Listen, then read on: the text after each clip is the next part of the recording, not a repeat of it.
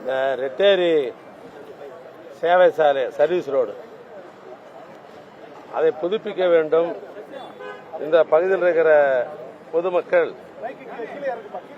அழகுபடுத்த வேண்டும் என்று பல்வேறு நிலையிலே கோரிக்கை வைத்த அடிப்படையில் இந்த பகுதியினுடைய பொறுப்பாக முதலமைச்சருடைய தொகுதியை பார்த்துக் கொண்டிருக்கிற நம்முடைய மாண்பு அறநிலையத்துறை அமைச்சர் அவர்கள் என்னுடைய கவனத்துக்கு கொண்டு வந்தார்கள். அந்த வகையில் இந்த சேவை சாலை என்பது 7 மீட்டர் அகலம் கொண்ட ஒரு சேவை சாலை, ஏறத்தாழ 600 மீட்டர் உள்ள சாலை இந்த சாலை. அதே நேரத்தில் இந்த ரெட்டேரி பகுதியில் இந்த உயர்மட்ட பாலம் கட்டப்பட்டிருக்கிறது. எனவே இந்த சர்வீஸ் சாலையையும் இந்த உயர்மட்ட பாலத்துக்கு கீழே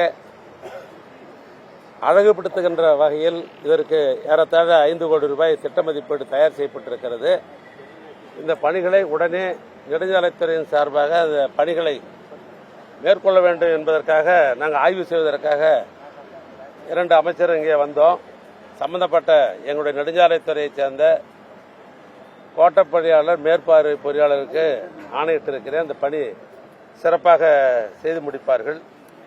அதே நேரத்தில் இந்த கொளத்தூர் தொகுதிக்குட்பட்டிருக்கிற செந்தில் நகரில் ஒரு நகரம் படிக்கட்டு அமைக்க வேண்டும் என்று சட்டமன்றத்திலேயே நான் அறிவித்தேன். அதனுடைய தொடர்ச்சியாக ஒருவர் நீதிமன்றத்திற்கு சென்றிருந்தார்கள். அந்த வழக்கு நடைபெற்றது. இப்பொழுது அரசின் சார்பாக அந்த வழக்கு வெற்றி பெற்றிருக்கிறது. அதற்காக 15.42 கோடி ரூபாய் பணம் அரசின் சார்பாக ஒதுக்கப்பட்டிருக்கிறது. இந்த பணியும் தொடக்கிவிட்டோம். டிசம்பர் 2025க்குள் அந்த பணியும் முடிவடையும். அதேபோன்று நம்முடைய பாடி ஆர்ஓபி, அதாவது ரயில்வே மேம்பாலம், அதற்கு அரசின் சார்பாக 139 கோடி ரூபாய் பணம் ஒதுக்கப்பட்டு பணிகள் நடைபெற்றுக் கொண்டிருக்கிறது. ஏறத்தாழ 70% பணிகள் முடிவிட்டு விட்டது. அவைகளும் விரைந்து செயல்படுத்த வேண்டும் என்று துறைக்கு நான் ஆணையிட்டிருக்கிறேன். அதில் 10 வழித்தடம், பாதசாரிகள் நடைபாதை, தடுப்பு சுவர் மற்றும் வடிகால் வசதி போன்ற பணிகள் அங்கே மேற்கொண்டிருக்கிறோம். 70% பணி முடிவிட்டிருக்கிறது. இன்னும் 30% பணிகள் முடிந்தவுடனே முதலமைச்சருடைய திருக்கரத்தால் மக்களுடைய பயன்பாட்டிற்கு அந்த ரயில்வே பாலமும் கொண்டு வரப்படும். இங்கே பார்க்க வந்த நேரத்தில் நம்முடைய சென்னை எம்எம்டி அவர்கள் மூலமாக இந்த ரெட்டேரி கரைக்கும் பக்கத்தில், ஏன்னா ரெட்டேரி கரை என்பது இது WRD சம்பந்தப்பட்ட ஒரு ஏரி, இது அதாவது நீர் மேலாண்மை துறையை சார்ந்தது. இந்த ஏரியை ஒட்டி ஒரு நடைபாதை இருந்தது. இந்த நடைபாதையை கூட கண்டறிந்து நம்முடைய செயலாளர் அவர்களும் நம்முடைய அமைச்சர் அவர்களும் இதுக்கு தனி கவனம் செலுத்தி இந்த பகுதியில் இருக்கிற மக்கள் அங்கே இருக்கிற நம்முடைய இந்த பகுதியை சேர்ந்த குழந்தைகள் விளையாடுவதற்கு விளையாட்டு உபகரணங்களோடு கூடிய, அதே நேரத்தில் கால நேரத்தில் யோகா போன்ற செய்வதற்கு, நடைபாதை போன்ற செய்வதற்கு இங்கே அழகுற அந்த பணிகளும் நடைபெற்றுக் கொண்டிருக்கிறது. வந்த இடத்துல அதையும் நான் பார்த்தேன். அந்த பணிகளும் சிறப்பாக நடைபெற்றுக் கொண்டிருக்கிறது. அமைச்சர்கள் கூட கேட்டார், ஒப்பந்ததாரரை கூப்பிட்டு இந்த பணி எப்போ முடியும் அப்படின்னாரு. அவர் சொன்னார், ஆகஸ்டுக்குள்ளே முடிச்சுடுவோம், அநேகமாக அக்டோபர் மாதம் மழை வரும், அந்த மழைக்கு முன்னாலே முடித்து விடுகிற என்ற ஒரு உத்தரவாதத்தை தந்திருக்கிறார். இதையெல்லாம் இங்கே அமைகிற பொழுது நான் ஏற்கனவே ஒரு பொது நிகழ்ச்சியில் சொன்னேன், குளத்தூரில் பிறக்க முடியலையே அப்படின்னு திருவண்ணாமலை வாக்காளர்லாம் வருத்தப்பட்டாங்கன்னு ஒரு இடத்துல சொன்னேன். என்ன காரணம்னா, இன்னைக்கு 234 தொகுதியிலேயே குளத்தூர் தொகுதி என்பது பலருடைய பாராட்டுகின்ற அளவுக்கு மக்களுடைய தேவை அறிந்து பணியாற்றுகின்ற ஒரு முதலமைச்சர் சட்டமன்ற உறுப்பினராக இருக்கிற தொகுதி. முதலமைச்சர்கிட்ட நானும் எங்கள் அமைச்சர் போன்றலாம் ஒன்று கற்றுனுக்கிறோம். என்ன கற்றுனுக்கிறோன்னா, தமிழ்நாட்டுக்கு முதலமைச்சர், அவருக்கு 1000 பணி.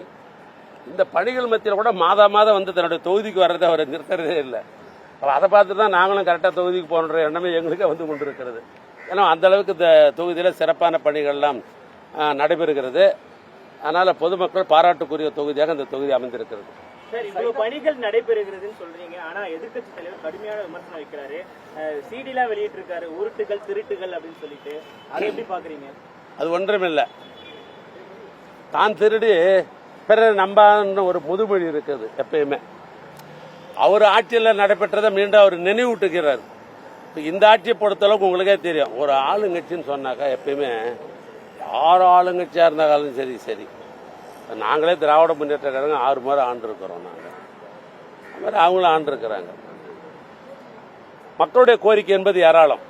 ஏன்னா மக்களுடைய கோரிக்கைகளை நிறைவேற்றுகிற அளவுக்கு நாட்டினுடைய உற்பத்தி பணப்புழக்க வழக்கம் இருக்குமா என்று சொன்னால் இந்தியாவுக்கே இல்லை. இந்தியாவே கடன் வாங்கி தான் இருக்குது.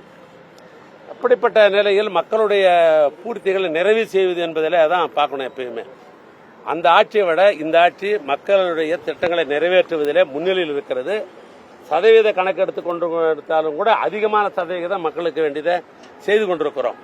அங்கு இங்கே 2 பிரச்சனைகள் வருகின்ற சொன்னால் அந்த பிரச்சனையை கூட அந்த மக்கள் நேரடியாக அலுவலரை பார்த்து மனு கொடுப்பதை தவிர்த்து ஒரு புதிய திட்டத்தை உருவாக்கினார். உங்களுடன் ஸ்டாலின் என்கிற ஒரு அற்புதமான திட்டம் தமிழ்நாடே வரவேற்கிறது. மக்கள் கொண்டு மனு கொடுக்கறாங்க, பட்டா மாற்றம் ஏற்படுகிறது, ஜாதி சான்றிதழ் பெறப்படுகிறது, இபியில் இருக்கிற பெயர் மாற்றம் செய்யப்படுகிறது. மக்கள்லாம் பாராட்டி தான் வராங்க.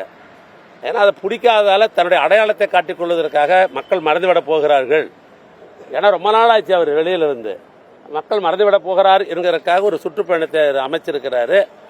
அந்த சுற்றுப்பயணத்தை அவருடைய சுற்றுப்பயணம் வெற்றி பெறுகிறதா, மக்களுடைய இந்த கோரிக்கைகளை இந்த திராவிட மாடல் ஆட்சியில் தமிழ்நாட்டு முதலமைச்சர் அத்தனையும் செய்து கொண்டிருக்கிறார்கள்.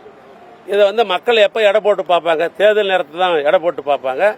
அதனால தான் எங்கள் முதலமைச்சர் செய்திருக்கிற இந்த திட்டங்களுடைய நம்பிக்கையின் அடிப்படையில் தான் இந்த முறை எங்களுடைய அணி 200க்கு 200 வெற்றி பெறும் என்ற இந்த தாரக மந்திரத்தோடு பணிகள் நடைபெற்றுக் கொண்டிருக்கிறது. எனவே எதிர்க்கட்சி தலைவர் நாங்கள் அவரை மதிக்கிறோம்.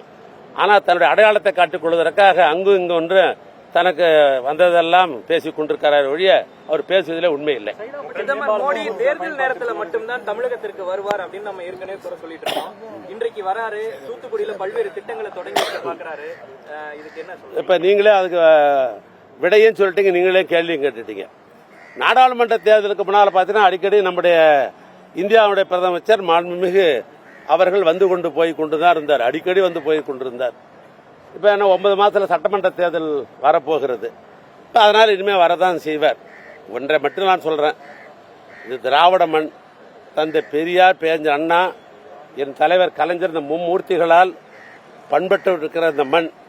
இந்த மண்ணில் எந்த காலத்திலும் சரி, பிரதமர் அவர்கள் வந்தாலும் சரி, அவருடைய சகாக்கள் வந்தாலும் சரி, இந்த மண்ணிலே காவி எந்த காலத்திலும் முளையாது.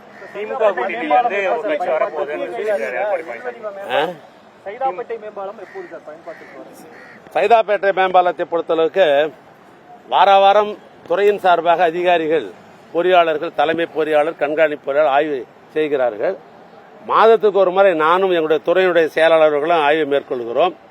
நேற்றைய முந்தைய தினம் அந்த மேம்பால பணிகள் குறித்து நான் ஆய்வு செய்தேன். இன்னும் சொல்ல போனால் 3.5 கிலோமீட்டர் தூரம் நானே நேரடியாக ஒன்றரை என்னென்ன பணிகள் நடைபெறுகின்றது நானே நடந்து சென்று கிட்டத்தட்ட 1.5 மணி நேரம் ஆய்வுக்கு பின்னால் என்ன ஒரு முடிவு எடுத்திருக்கிறோம் அப்படின்னு சொன்னால், இந்த ஆய்வு மேற்கொண்ட அடிப்படையில் தமிழ்நாட்டுடைய முதலமைச்சருடைய திருக்கரத்தால் பொங்கல் தினத்தில் அன்றைக்கு அந்த பாலத்தை எப்படியாவது முதலமைச்சருடைய திருக்கரத்தால் மக்களுடைய பயன்பாட்டுக்கு கொண்டு வர முடியும் என்ற அந்த இலக்கை அமைத்துக் கொண்டு எங்களுடைய துறை இப்ப நாங்கள் செயல்பட்டுக் கொண்டிருக்கிறோம். மத்திய கைலாசில் அந்த எல்வடிவ மேம்பாலம் அக்டோபர்ல முடிக்க நம்ம அறிவுறுத்திருக்கோம். கடும் போக்குவரத்து நெரிசல் ஏற்படுது, விரைவில் வேற 2 விஷயத்தை நாம புரிஞ்சுக்கணும். அந்த சாலையில நான் பலமுறை நான் பயணித்திருக்கிறேன். அந்த பட்டேல் சாலை ஒரு காலத்தில் அம்பாசிடர் கார்ல நானே ஓட்டுன்னு போயிருக்கிறேன். நான் 84ல் ஒரு வண்டி கூட வந்தது கிடையாது. 84, 84ல் ஒரு சைனா ஹோட்டல் ஒன்று இருக்குது. அங்கே அடிக்கடி நாங்கள்லாம் எம்எல்ஏக்கெல்லாம் அந்த காலத்தில் நாங்கள் போவோங்க. இப்பயும் அந்த ஹோட்டல் இருக்குது. அந்த ராம்கோ அண்டு அந்த சாப்ட்வேர் கம்பெனிக்கு பக்கத்தில். இன்னைக்கு அந்த நிலையா? வீட்டுக்கு ஒரு கார் என்ற நிலையெல்லாம் மாறி வீட்டில் இருப்பவர்களுக்கெல்லாம் கார் என்ற நிலை மாறிவிட்டது. அதனால போக்குவரத்து அதிகமாக இருக்குது. அப்போ போக்குவரத்து அதிகமாக இருக்கிற போது சென்னையை பொறுத்தளவுக்கு சாலைகளை விரிவுபடுத்துவது, சாலைக்கு மேம்பாலம் கட்டுவது என்பது அத்தியாவசியமாக இருக்கிறது. அப்படி அந்த பணிகளை நாங்கள் மேற்கொள்ளுகிற பொழுது எப்படி அந்த ரோட்ல தானே பாலத்தை பில்லர் எடுக்கணும், அங்கே தான் இருக்கணும். அப்போ அந்த பணிகள் முடிகிற பொழுது அந்த சர்வீஸ் ரோடு மட்டும்தான் ஒதுக்கப்படுகிறது. அதனால இந்த போக்குவரத்து நெரிசல் இருக்கத்தான் செய்யும். அந்த பாலம் முழுமையடைஞ்சாக்கா அந்த போக்குவரத்து நெரிசல்லாம் முழுமையடைஞ்ச விட எந்த காரணத்தை கொண்டும் நெரிசல் இருக்காது. அதுக்காக தான் பாலம் கட்டுறோம்.